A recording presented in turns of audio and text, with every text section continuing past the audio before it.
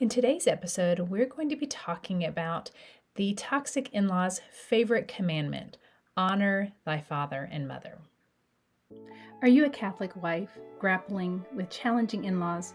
The Catholic Wives Desiring Peace podcast is your sanctuary for navigating the sometimes stormy seas of life with in-laws while being validated for what you've experienced.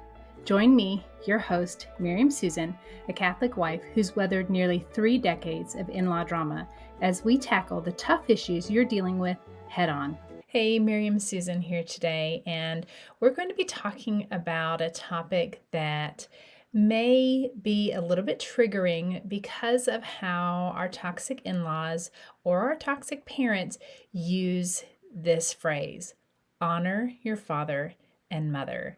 Now, this is always a sticking point when it comes to this commandment. Obviously, as Catholic wives, we are called to follow and obey all of the 10 commandments. We can't kind of pick and choose, right?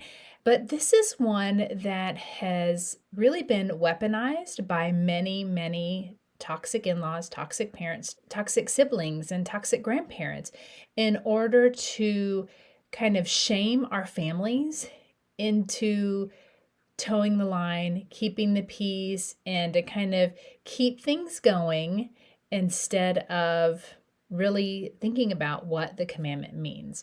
Now, one of the things that we have to get just as a baseline when we discuss the commandment of honor your father and mother is, who is the author of this commandment? Obviously, it's God.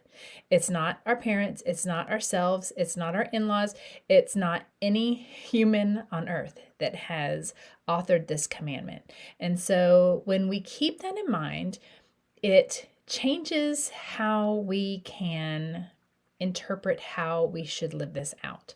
So knowing that and accepting that God is the author of the commandment to honor our father and mothers, then we also have to keep in mind that it is God's standard to decide what that means, right?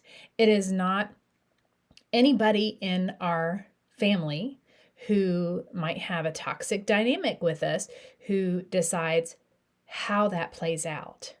So for our experience with my husband and I, honor your father and mother came to mean obey. Not exactly what the commandment says, right? It came to mean our way or the highway.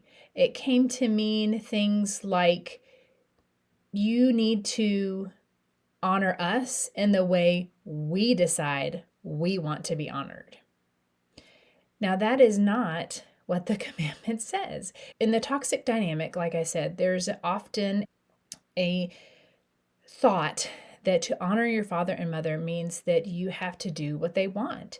You have to placate them and, fulfill whatever needs, whatever desires that they have, just because they are in that role as your parent. Obviously, they never stop being your parent. My mom is well into her upper 70s and she's still my mom, but there's not that parental role that there exists when you have a parent with a young child.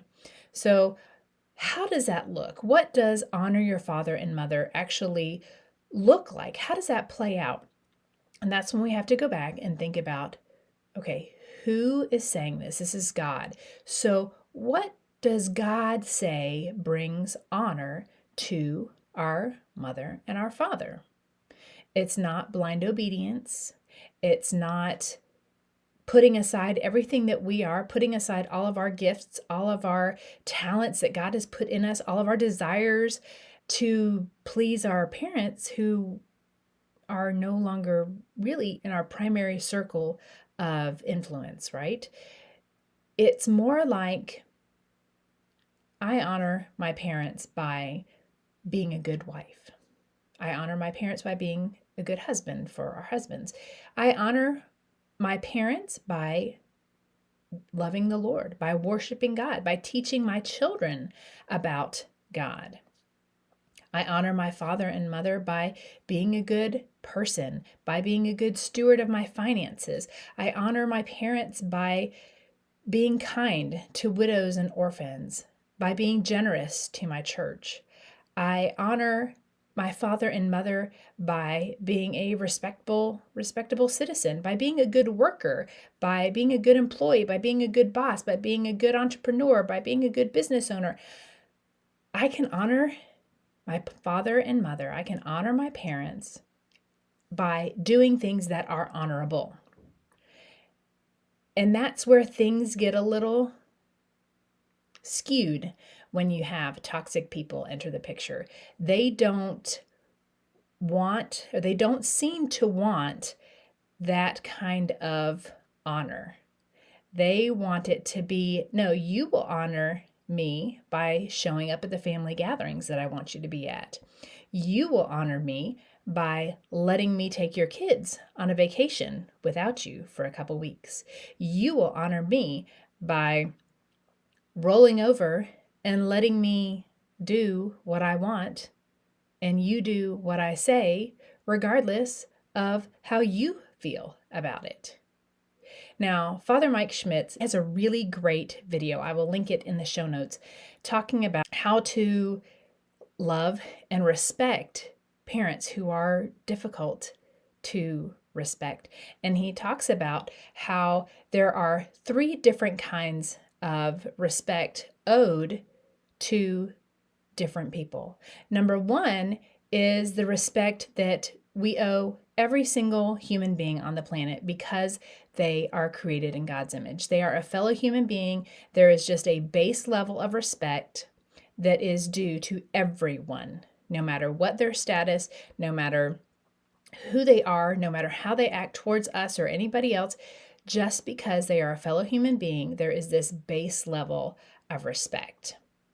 The second level of respect he talks about is the respect owed to somebody based on their role or their position. So you would show respect to a police officer. You would show respect to your parish priest. You would show respect to a queen of a country. You would show respect to your parents because of the role that they are in your life.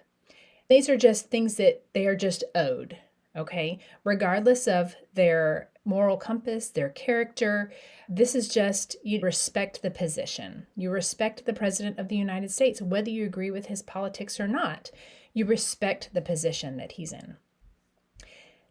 Then you have the third level of respect. And Father Mike talks about how this is the kind of respect that is earned. So it is earned based on how somebody treats you, based on how they act towards you, based on how much respect you have for them because of just how they treat you. And so thinking about those types of respect in terms of honor your father and mother, we can still honor our parents even if we have completely cut off contact with them. Now, the Catechism does talk about how we are to help provide for our parents in need as they age. And so that is something that you will likely have to wrestle with if you have cut off contact or gone low contact, and think about how that looks for you, for your family, and dealing with your toxic in-laws. But my husband has been accused of not honoring his father and mother. Yet we are still married. We've been married for almost 28 years. We have 6 children. We have raised all of them in the church. They are in varying stages of being fully confirmed within the Catholic Church. We have raised them to love other people. We have raised them to be kind and generous towards others. My husband is a good worker. He does his job to the best of his ability. He is respectful to his employer and to his fellow employees. We are generous with our time, with our finances. We do all these things that in God's eyes, I hope and pray, are honoring our parents, to both of our parents, to his parents and to mine. And so when that scripture is weaponized, number one, we should never use scripture as a weapon, never ever, to try to hurt and control other people.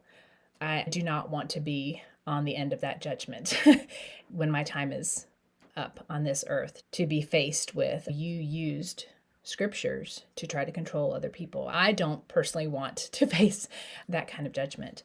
But that's what happens in a toxic family dynamic, right?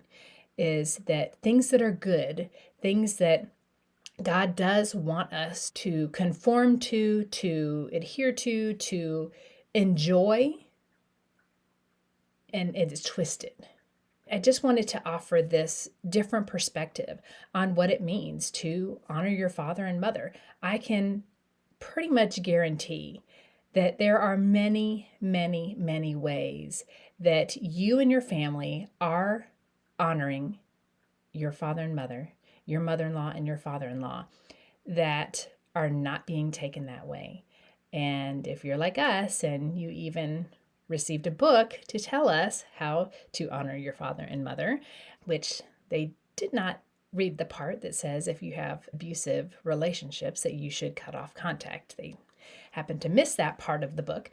But if you do have someone in your life that is trying to take that scripture and try to use it to manipulate you to enter into a deeper relationship with someone that you've kind of pulled back from because it's been toxic, it's been abusive, it's been unhealthy, then just know that they're not interpreting it through God's eyes.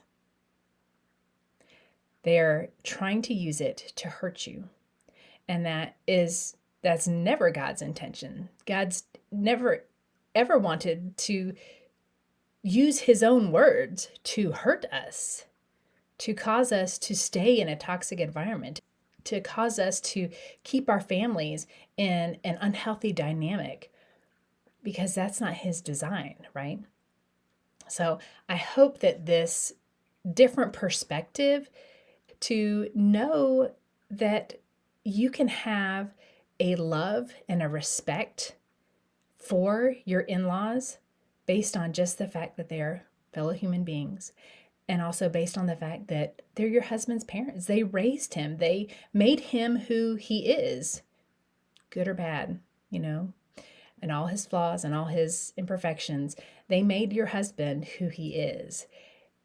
And that is a way to honor them, is to do all those things, be committed to your marriage, be a good spouse, be good parents, be good parishioners for your church, be good citizens, be good workers. All those things do bring honor to your father and mother. So probably was a little bit all over the place today, but I hope you get the gist of what I'm saying, and that please, please do not allow some toxic person in your life to twist a scripture in a way to mean something that it does not mean.